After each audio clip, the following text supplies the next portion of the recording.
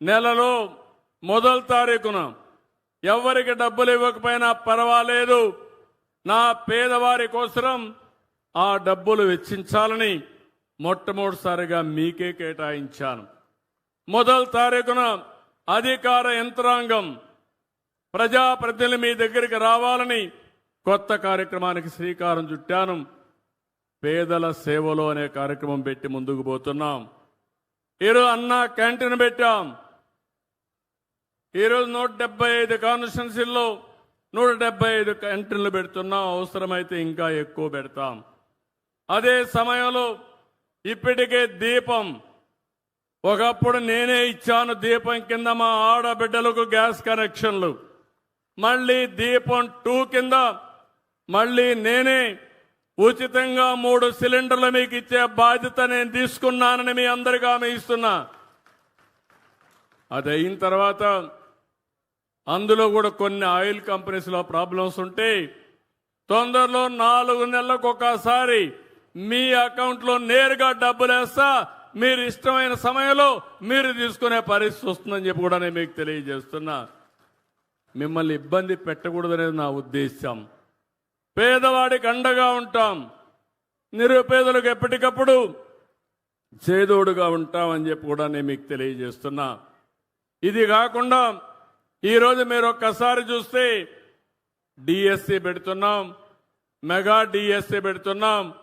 యువతకు 16,500 ఉద్యోగాలు స్కూల్స్ తెరిచే లోపల రిక్రూట్ చేసి వాళ్ళందరికీ ఉద్యోగాలు ఇచ్చే బాధ్యత తీసుకుంటానని చెప్పి హామీ ఇస్తున్నా. ఇవి కాకుండా ఎంతమంది పిల్లలుంటే అంతమంది పిల్లలకి తల్లికి వందనం కింద డబ్బులు ఇచ్చే కార్యక్రమానికి శ్రీకారం చుడతాం. స్కూల్స్ తెరిచే లోపల ఇస్తాం. నేను ఒకే మాట చెప్పాను, నాకు ఎన్ని కష్టాలైనా ఉండొచ్చు కానీ నా ప్రజలకు మాత్రం ఎలాంటి కష్టాలు రాకుండా చూసే బాధ్యత, సంక్షేమాన్ని అభివృద్ధి ఇచ్చే బాధ్యత ఈ ప్రభుత్వం తీసుకుంటుంది. రైతు సంక్షేమం కోరే ప్రభుత్వం ఈ ప్రభుత్వం. రైతులకు హామీ ఇస్తున్నా, గిట్టుబాటు ధర ఇస్తాం, రైతులను ఆదుకుంటాం. ఎక్కడికక్కడ వ్యవసాయాన్ని లాభసాటిగా తయారు చేసేట్టుగా రాయలసీమని హార్టికల్చర్ హబ్గా తయారు చేస్తా. ఒకప్పుడు కరువు సీమ రాయలసీమ, ఇప్పుడు రతనాల సీమ రాయలసీమగా చేసే బాధ్యత ఈ ప్రభుత్వానిదని చెప్పి మీకు అందరికీ హామీ ఇస్తున్నా.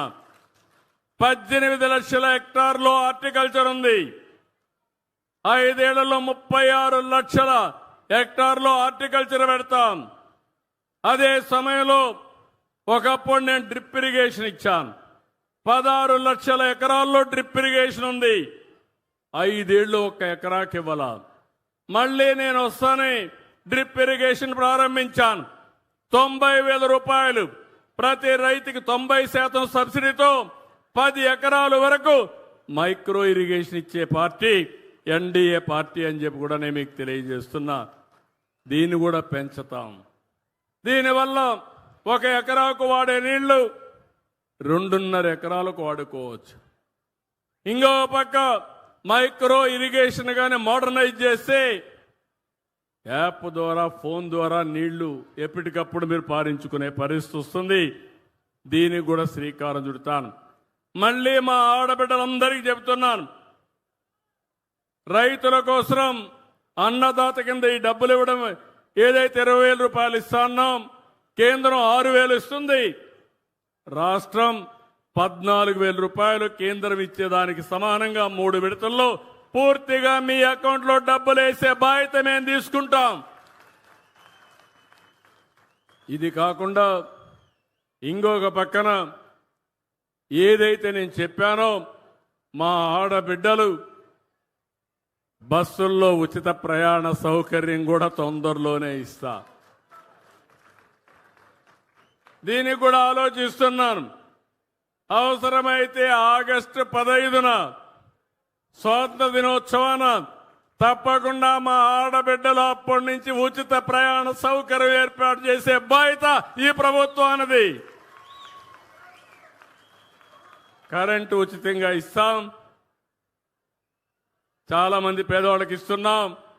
అందరికీ కాదు, పేదవాళ్లకు 200 యూనిట్లు ఎస్సీలకు ఉచితంగా ఇస్తున్నాం. ఇంకో పక్క ఎవరైనా సరే మీరు సోలార్కు పోతానంటే 78,000 రూపాయలు మీకు సబ్సిడీ ఇచ్చే బాధ్యత నాదని మా సోదరులందరికీ హామీ ఇస్తున్నా. బీసీలు అయితే 98,000 ఇస్తా. ఆ తర్వాత మీరు కరెంట్ ఛార్జీలు కట్టాల్సిన పనే ఉండదు.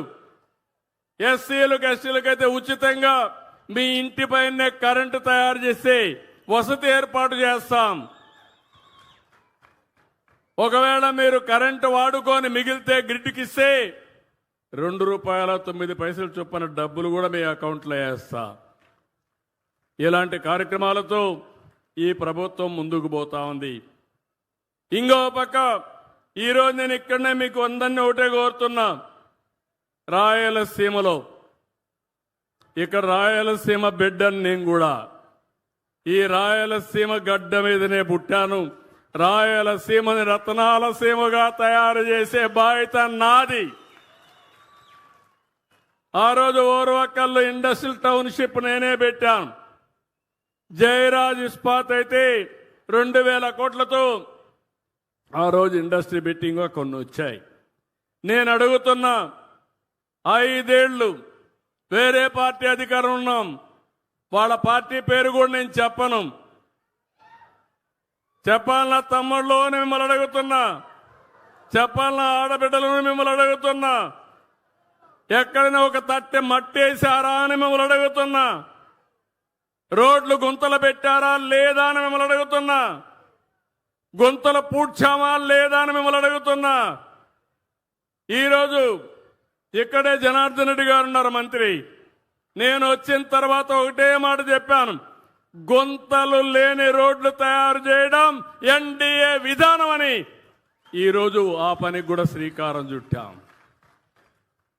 చాలా వరకు పార్ట్ హోల్స్ అన్ని కూడా పూర్తి చేశాం, క్లియర్ చేసేసాం. అది ఎన్డీఏ ప్రభుత్వం యొక్క సమర్థత అని చెప్పి కూడా నేను మీకు తెలియజేస్తున్నా.